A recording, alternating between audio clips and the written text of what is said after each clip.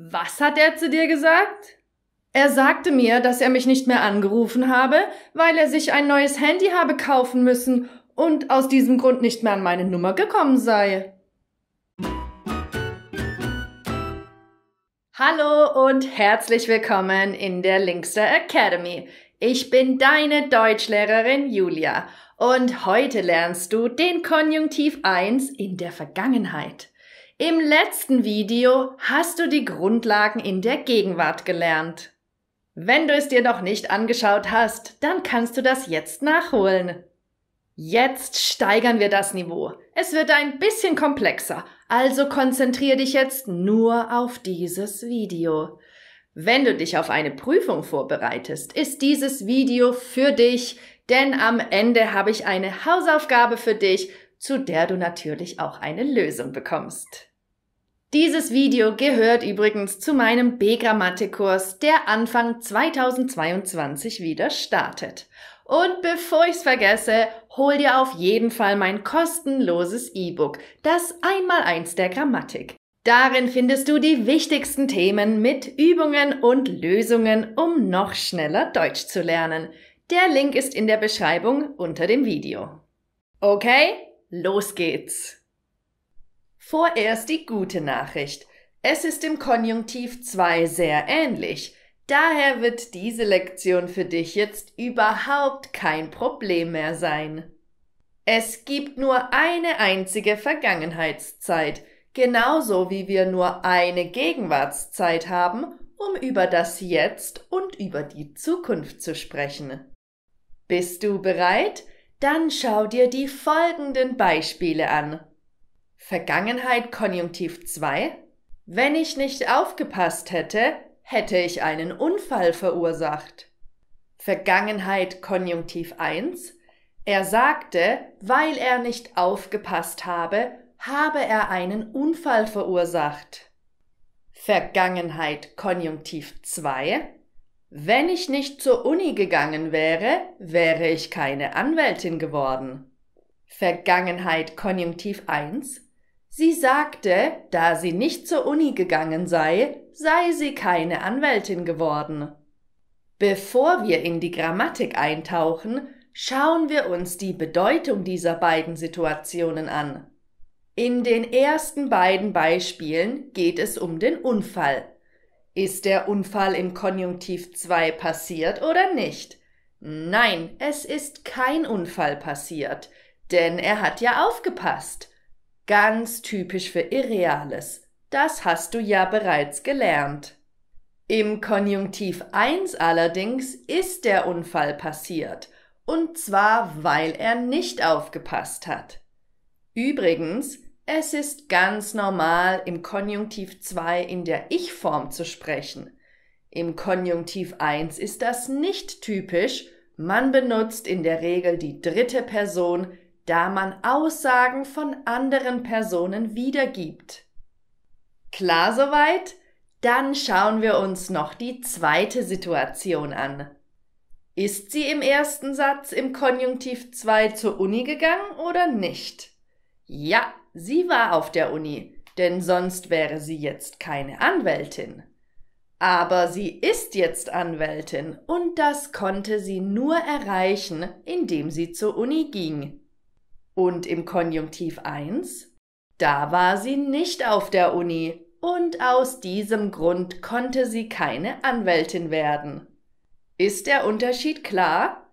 Um die Vergangenheit zu bilden, musst du nur die Hilfsverben haben und sein in einen Konjunktiv 1 bzw. in die Ersatzform im Konjunktiv 2 umformen. Bestimmt fällt dir direkt auf, dass die Vergangenheit des Konjunktivs aussieht wie ein Perfekt, und das ist auch so, weshalb die Bildung relativ einfach ist. Und das ist schon der ganze Trick. Noch einmal kurz durchatmen, dann lernst du den letzten Trick. Was passiert, wenn noch ein Modalverb im Satz dazukommt? Ganz einfach. Du fügst es genauso hinzu, wie du es beim Präsens, Perfekt, Konjunktiv 2 etc. machen würdest. Modalverben sind grammatisch nicht so kompliziert, da man sie immer an der gleichen Stelle platziert. Und das siehst du im folgenden Beispiel, sowohl in der Gegenwart als auch in der Vergangenheit, im Hauptsatz sowie im Nebensatz. Gegenwart Konjunktiv 1. Er sagt, dass er im kommenden Semester studieren dürfe, weil er sich nun endlich die Gebühren leisten könne. Hauptsatz: Er könne sich nun endlich die Gebühren leisten und dürfe das Studium bald beginnen. Vergangenheit Konjunktiv 2.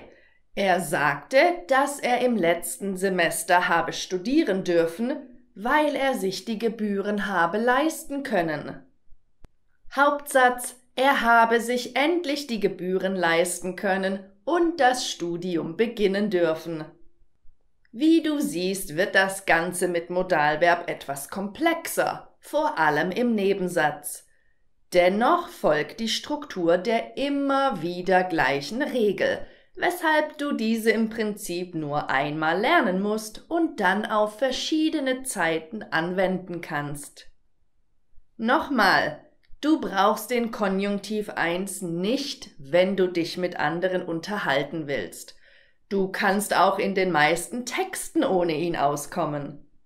Aber wenn du dich intensiver mit der Sprache der Nachrichten, der Zeitung und der Wissenschaft beschäftigen willst oder den Konjunktiv 1 für eine Prüfung brauchst, dann solltest du dich mit diesem Thema natürlich gründlich auseinandersetzen. Und zu diesem Zweck möchte ich dir nun eine kleine, aber feine Aufgabe geben, damit du diese Theorie mal in die Praxis umsetzen kannst. Du bekommst nun von mir einen Text, der in der direkten Rede formuliert ist. Es ist eine wörtliche Aussage, die jemand in einem Interview gemacht hat. Du sollst diesen Text in die indirekte Rede umformen. Wie geht das? Markiere alle Verben im Text und forme sie in den Konjunktiv 1 um. Ich werde dir diesen Text nun einblenden und vorlesen und im Anschluss zeige ich dir die Lösung dazu. Wenn du Fragen hast, schreib einen Kommentar und ich versuche zu helfen. Durch die Gemeinschaftsgärten wird der Lebensstil der Menschen besser, da man sich draußen aufhält und mehr Bewegung bekommt. Das Gärtnern hat aber noch weitere Vorteile mit sich gebracht, denn nicht nur der Gemeinschaftssinn wurde gestärkt, es haben sich auch neue Freundschaften entwickeln können. Natürlich gab es auch vorher schon einen Zusammenhalt in der Nachbarschaft, aber durch den multikulturellen Austausch konnten vielen Einheimischen bisher unbekannte Früchte gezeigt werden. Dank dieser Gärten ist das Leben wieder bunter und der Umwelt geht es ein bisschen besser. Nimm dir Zeit, um diese Aufgabe in Ruhe zu lösen. Jetzt zeige ich dir die Lösung.